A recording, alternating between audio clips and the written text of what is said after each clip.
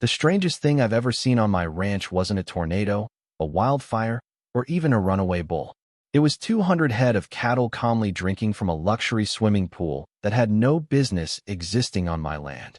When I stepped out onto my front porch just after sunrise, coffee still warming my hand against the cool morning air, I honestly wondered if I was still half asleep. The first thing I noticed was the sound. Instead of the usual chorus of cattle spreading across the pasture, I heard nearly the whole herd gathered in one place. That alone was enough to make me set my mug down without taking another sip. I climbed into my old pickup and drove across the pasture road toward the eastern fence line, expecting maybe a broken water trough or a damaged section of fencing. What I found made me stop so fast the truck rocked forward. Sitting in the middle of my family's grazing pasture was a massive in-ground swimming pool, complete with polished stone decking, decorative landscaping, and lounge chairs that looked like they belonged behind a luxury vacation rental instead of surrounded by grazing cattle. Even stranger, every one of my cows had apparently decided the crystal-clear water was the newest watering hole on the property. They stood shoulder to shoulder around the edges, quietly drinking while leaving muddy hoof prints all over the expensive stonework. I stared for several seconds without saying a word because my brain simply refused to accept what my eyes were seeing. I had lived on this ranch my entire life. My father had raised cattle here before me, and my grandfather had purchased the original acreage decades before that. Nobody built anything on this land without my permission because every acre was clearly surveyed, recorded, and maintained. Yet somehow, overnight, someone had managed to install what looked like a resort-style swimming pool directly inside one of my best grazing fields. The construction equipment was already gone. Fresh tire tracks cut through the grass before disappearing toward the paved subdivision road that bordered the north end of my property. I climbed out of the truck and walked closer. The concrete still looked fresh. Decorative lights had been installed around the perimeter, and a brand-new filtration system hummed quietly beside the pool equipment enclosure. Whoever paid for this project had spent a fortune. Then I noticed the sign planted proudly beside the entrance gate. It displayed the name of the neighboring homeowners association in elegant metal lettering. My stomach sank because I immediately knew exactly whose fingerprints were all over this disaster. Victoria Hayes.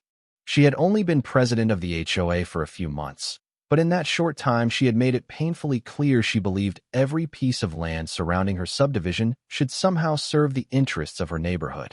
She never liked looking across the fence at an active cattle ranch. She once called my pasture an underused green space during a community meeting that I attended only because someone mistakenly thought I was part of their association.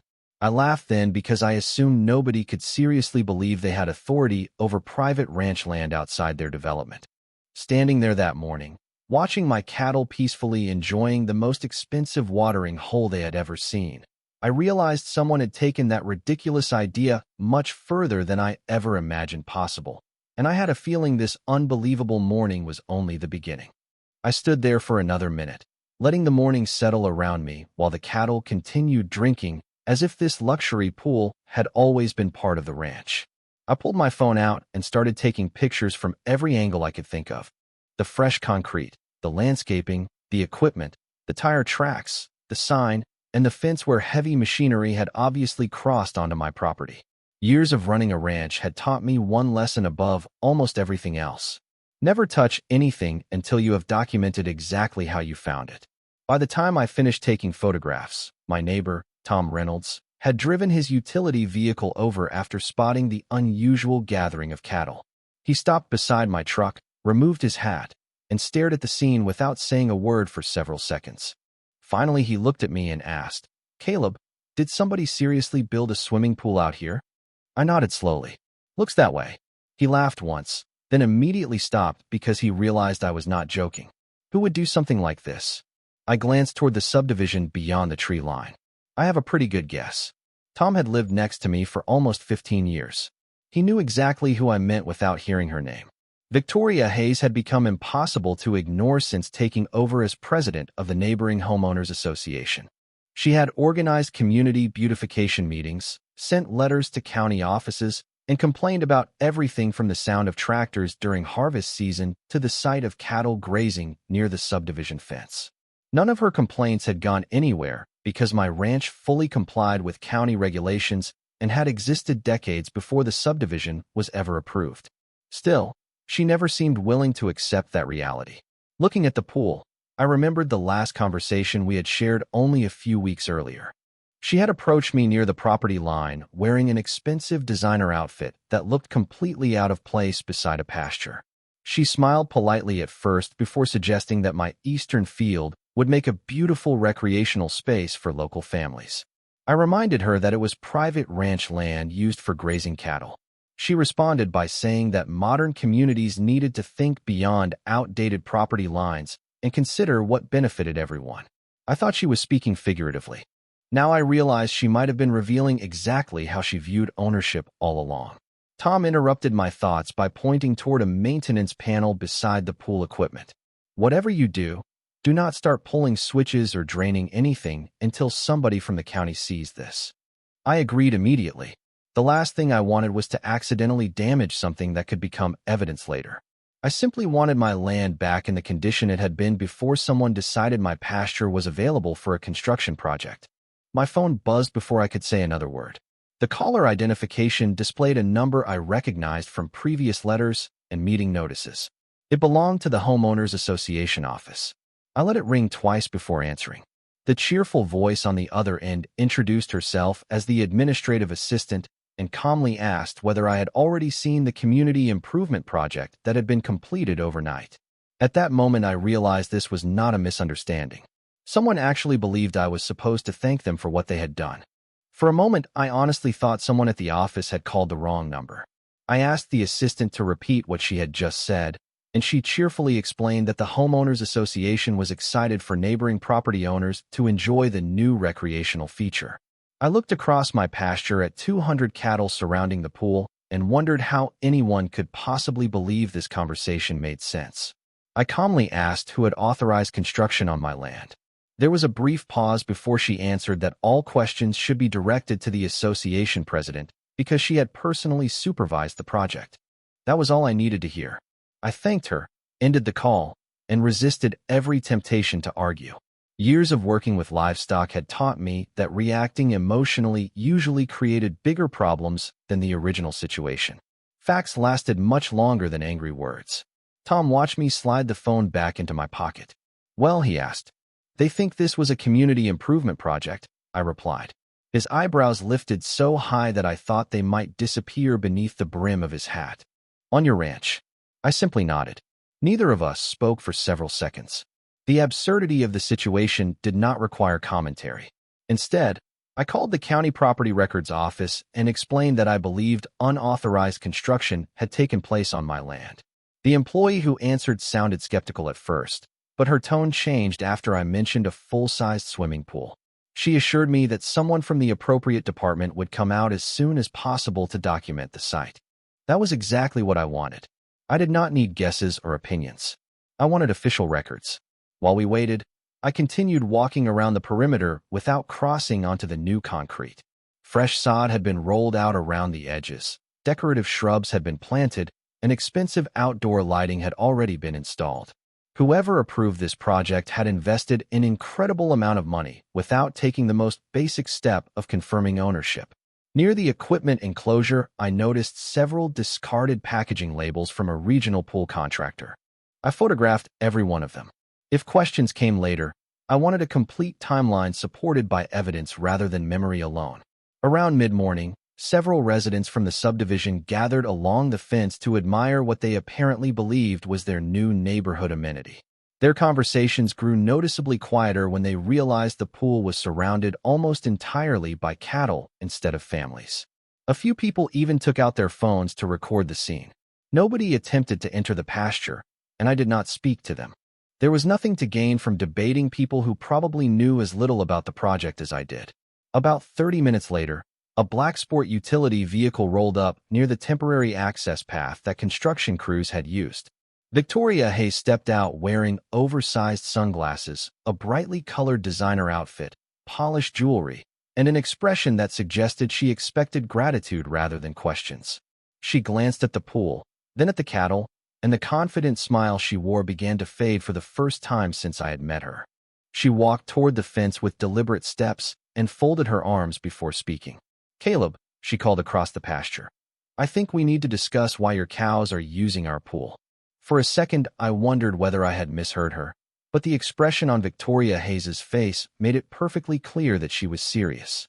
She stood outside my fence with complete confidence, looking past me toward the pool as though she believed the only problem was my livestock refusing to respect her plans. I rested my arms on the top rail of the fence and answered as calmly as I could. "Victoria, that pool is sitting on my ranch. My cattle are standing in my pasture. They are drinking from water that somebody placed on my property without my permission." She frowned as though I had completely missed the point. "That pool was designed for the residents of our community," she replied. "It is supposed to increase neighborhood value and provide a shared recreational space." I glanced across the pasture, where several cows continued drinking while others wandered through the fresh landscaping with absolutely no interest in expensive stone walkways or decorative plants. "Then whoever approved this project built it in the wrong place," I said, "because every inch of ground around it belongs to me." Victoria folded her arms tighter and insisted there had been surveys, planning meetings, and professional contractors involved. According to her, nobody would spend that kind of money without knowing exactly what they were doing. I simply nodded. "That should make the paperwork easy to find," I answered. Before she could respond, 2 county vehicles turned onto the temporary construction path.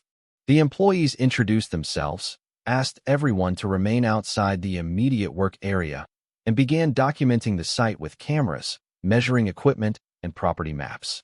One of them carried a large folder containing official parcel records. Another compared metal survey markers already embedded in the ground with the coordinates listed on the county documents. I stayed quiet while they worked because I wanted the facts to speak for themselves. Victoria attempted to explain that the association had completed a valuable improvement for the surrounding area, but the inspectors politely asked her to wait until they finished their measurements. Nearly 40 minutes passed before the lead inspector walked toward us holding a clipboard. He looked first at me, then at Victoria. "Based on the county survey records and the physical markers we verified this morning," he said, "the structure appears to be entirely within Mr. Caleb Turner's property boundaries." He spoke in a calm, professional tone, but the words landed with enormous weight. Victoria immediately objected and insisted there had to be a mistake. The inspector simply pointed toward one of the steel survey markers that had been in place for years. He explained that the property lines had not changed and matched the official records exactly. No argument followed because there was nothing to argue with. The measurements were already complete.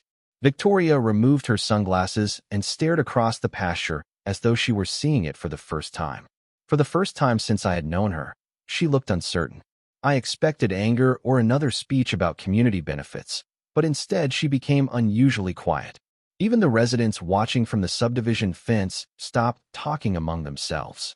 The only sounds came from birds overhead, the gentle hum of the pool equipment, and my cattle continuing to drink without the slightest concern about surveys, meetings, or homeowners associations. As the inspectors packed their equipment, the lead official handed me a business card and quietly suggested that I preserve everything exactly as it was until the county completed its report. I thanked him, slipped the card into my pocket, and watched the vehicles drive away, realizing that the official confirmation had changed everything, even if Victoria had not accepted it yet. After the county officials left, I stood beside the fence for several minutes thinking about what they had said. The easiest reaction would have been to call a demolition company and start tearing everything out immediately, but that would have been a mistake. The structure had become evidence, and more importantly, it was now sitting on private property that belonged to me. Until I received legal guidance, I had no intention of changing a single thing. My cattle, on the other hand, had no interest in legal strategy. They simply recognized a large source of clean water in the middle of a pasture and behaved exactly as cattle always do. I walked back toward the barn, checked the other water troughs across the ranch, and confirmed they were all functioning normally.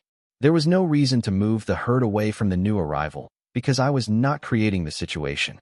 I was simply allowing livestock to use the resources that now existed inside their grazing area. By early afternoon, more residents from the neighboring subdivision had gathered along the fence. Some quietly watched while others took photographs. A few appeared confused. They had probably imagined children splashing in a sparkling neighborhood pool, not a peaceful herd of cattle lining up for a drink. The contrast would have been almost funny if someone had not crossed such an obvious property line to make it happen. Around lunchtime, my attorney, David Marshall, returned my call.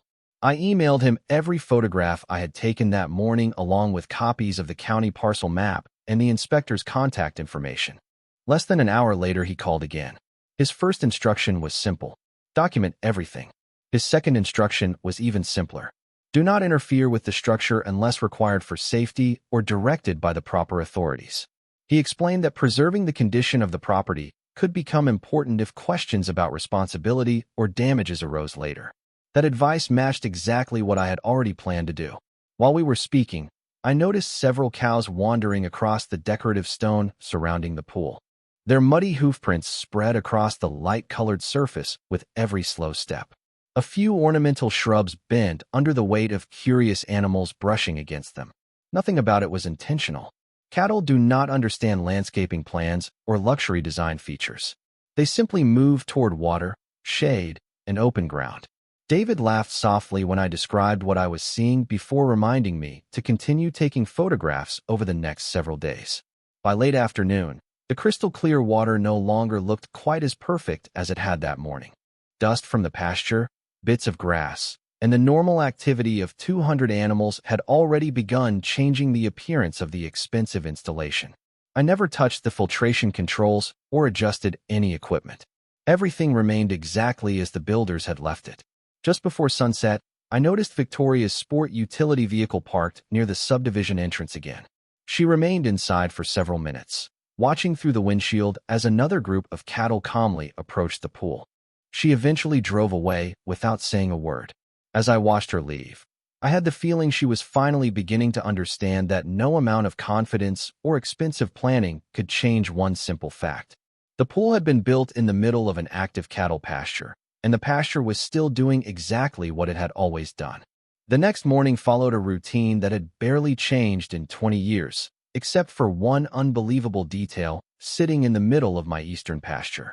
I checked fences, looked over the herd, and drove out to inspect the property. As soon as I reached the hill overlooking the field, I could see that the cattle had once again gathered around the pool. They were calm, healthy, and completely unaware that their new watering spot had become the center of a growing dispute. The expensive stone deck no longer looked like the polished showpiece it had been when it first appeared. Thin layers of pasture dust covered much of the surface, and muddy hoofprints formed winding paths across the decorative pavers. The ornamental plants around the edges were beginning to lean from repeated contact with curious animals brushing past them. None of this surprised me. A working ranch operates according to the needs of livestock, not the expectations of a luxury landscape designer. Around mid-morning, I received another call from David Marshall.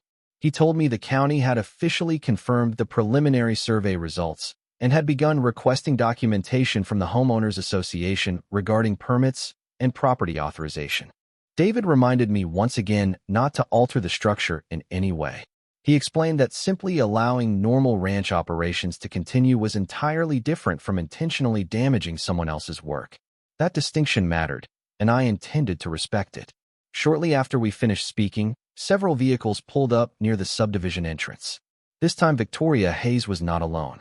2 members of the Homeowners Association board accompanied her, both carrying folders and looking noticeably less confident than they had during previous encounters. They stood outside the fence, watching as another line of cattle approached the water. Victoria finally called out to me with a strained smile that looked more forced than friendly. She suggested that I temporarily relocate my herd until the association could determine the next steps. I asked where she expected me to move 200 head of cattle when the pasture they were standing in legally belonged to me. She hesitated before answering that the pool had never been intended for livestock use. I replied that it had also never been intended for my property, yet here it was. One of the board members quietly asked whether there might be a way to install temporary fencing around the pool. I explained that I was not comfortable modifying evidence while the county review remained active. That answer seemed to end the discussion. They stepped back toward their vehicles and continued talking among themselves. By early afternoon, the situation had attracted even more attention. A local survey company arrived to verify existing property markers on behalf of an insurance representative. They repeated the same conclusion the county had already reached. Every measurement placed the entire structure inside my deeded pasture. As they finished their work, I noticed several residents walking along the subdivision sidewalk, pointing toward the field. Some appeared disappointed, while others simply looked confused about how such an obvious mistake could have happened. I understood their frustration. Most of them had probably trusted the people making decisions on their behalf. Standing there beside my pasture fence, watching professionals confirm the same property lines for the second time in 2 days, I realized the conversation was slowly shifting away from my ranch and toward a much larger question. Everyone wanted to know who had approved spending so much money without confirming where the land actually began and ended. 2 days later, the situation had changed from an unbelievable neighborhood story into something much more serious. My attorney called early that morning to let me know the Homeowners Association had formally retained legal counsel. That did not surprise either of us. Too much money had already been spent for anyone to quietly pretend the project had never happened. David explained that their attorneys had requested copies of the county survey reports and construction records, while we had requested every permit application, contractor agreement, engineering document, and internal approval related to the project. The truth would eventually be found in paperwork, not opinions. Later that afternoon, I met David at his office, bringing a folder filled with photographs, time-stamped videos, and notes I had written since the morning I discovered the pool. He smiled as he organized everything into chronological order. He told me that detailed records often carried far more weight than emotional arguments because they allowed the facts to tell the story on their own. We spent nearly 2 hours reviewing every conversation I could accurately remember, including Victoria Hayes suggesting that my pasture could become a community recreation area during our earlier discussion. David reminded me to describe only what had actually been said and avoid guessing anyone else's intentions. That advice made perfect sense. The facts were already strong enough. The following morning, another survey crew visited the ranch, this time hired by the insurance company connected to the construction project. I watched them work from a respectful distance while feeding cattle nearby. They carefully located the same property markers that the county officials had identified earlier in the week. By lunchtime, they had reached the exact same conclusion. The entire swimming pool, every section of decorative stone, the landscaping, and the equipment enclosure all rested inside my property boundaries. No portion crossed into the subdivision. Word spread quickly through the neighborhood. Residents gathered near the public sidewalk, quietly discussing the measurements among themselves. Several people approached me politely and apologized for the situation, explaining that they had believed the pool was being built on common association property because that was what they had been told during community meetings. I thanked them for being respectful and explained that I had no disagreement with the families living there. My concern had always been the decision to build first and verify ownership later. That afternoon, I received another unexpected call, this time from the construction company. The project manager sounded genuinely concerned. He asked whether I would be willing to confirm exactly where the crews had entered my property because they had been informed that all necessary approvals were already in place before construction began. I answered every question honestly and even emailed him several photographs showing the temporary access route and equipment tracks. He thanked me before admitting that his company was now conducting its own internal review. By sunset, the atmosphere around the subdivision had noticeably changed. The confident excitement that surrounded the project only a few days earlier had disappeared. Conversations were quieter. The parking area beside the entrance was unusually full as board members came and went throughout the evening. From my porch, I could see lights on inside the association clubhouse long after dark. Whatever discussions were taking place inside those meetings, I had the feeling they were no longer about celebrating a new neighborhood attraction. They were trying to understand how a project that was supposed to impress everyone had instead become a lesson in the importance of confirming something as basic as where one property ended and another began. By the end of the week, the entire situation had settled into an unusual routine. My ranch continued operating exactly as it always had, while the swimming pool remained where it had been built, surrounded by pasture instead of backyards. Every morning, I checked the herd, inspected the fences, and documented the condition of the property with fresh photographs. The changes were gradual but impossible to ignore. The decorative landscaping required constant maintenance that nobody was performing anymore. Wind carried bits of dry grass across the stone deck, and the polished surfaces no longer looked like the glossy photographs that had probably appeared in the original project proposal.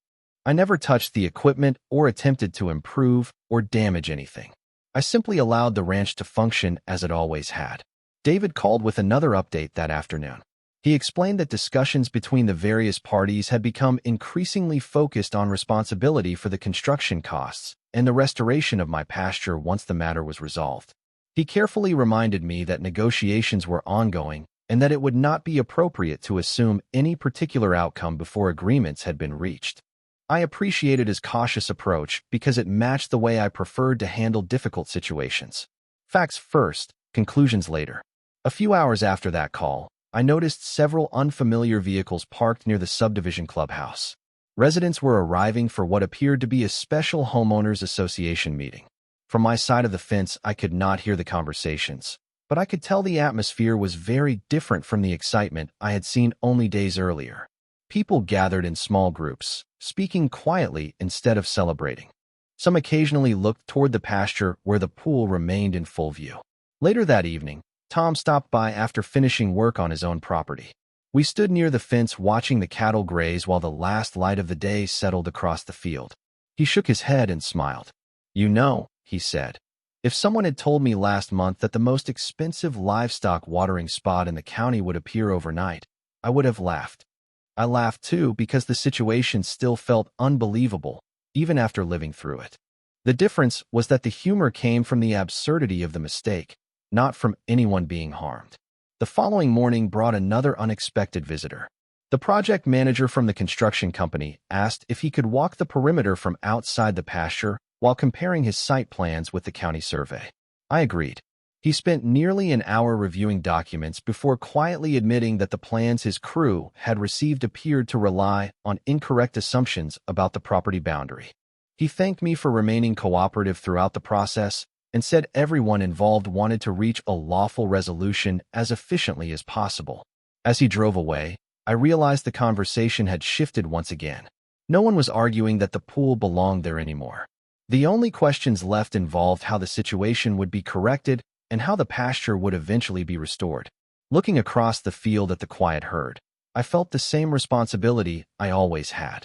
Long before any subdivision existed, this land had supported my family and my livestock. Long after the paperwork was finished, that would still be its purpose. Over the next several weeks, the situation finally reached a conclusion that allowed everyone to move forward. After the necessary reviews, discussions, and agreements between the parties involved, arrangements were made for the unauthorized structure to be removed and for my pasture to be restored as closely as possible to its original condition. I stayed focused on the same routine that had carried my family through generations of ranching. Every morning began before sunrise. Every fence still needed checking, and every animal still depended on me regardless of what had happened beyond the property line. Watching the restoration crews carefully remove the construction reminded me that fixing a mistake usually takes far more time and effort than preventing one in the first place. Once the equipment was gone and the disturbed ground was graded and reseeded, the eastern pasture slowly began looking like itself again. Grass returned with the changing season, and before long the herd wandered across the field as though nothing unusual had ever happened there. The only lasting reminder was a collection of photographs stored on my computer and a story that friends still asked me to tell whenever they visited the ranch. As for Victoria Hayes, I never saw the same confidence from her again. The few times our paths crossed after everything was resolved, our conversations remained brief and respectful. That was enough for me. I had never wanted an argument, and I certainly had never wanted neighbors to face unnecessary hardship. I simply wanted the same thing I had always wanted, which was for people to respect property boundaries and recognize that good intentions never replace proper permission. Looking back, the strangest part was not discovering a luxury swimming pool sitting in the middle of a cattle pasture. The strangest part was realizing how easily people can convince themselves they are doing the right thing without first confirming the basic facts. A simple survey, a single conversation, or one careful review of the property records could have prevented weeks of confusion and expense. Instead, The lesson came the hard way. Even so, I believe every difficult experience leaves behind something worth remembering. Mine was a reminder that patience often accomplishes more than anger. Careful documentation is more valuable than loud arguments, and respecting the law protects everyone involved. The ranch is quiet again now. The cattle have their familiar watering spots. The pasture stretches across the same rolling hills it always has, and sunrise looks exactly the way my grandfather described it when I was a kid. Life has a way of returning to normal, even after the most unbelievable interruptions. If you have stayed with me until the end of this story, I would genuinely like to hear your thoughts.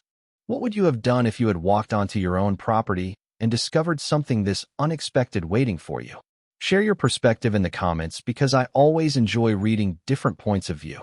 And if you enjoy thoughtful stories about unusual property disputes, everyday challenges, and calm solutions that rely on patience instead of conflict, consider subscribing to the channel so you do not miss the next story. Thank you for spending your time with me. And until next time, take care of the things that matter, respect your neighbors, and never underestimate the value of knowing exactly where your property line begins and ends.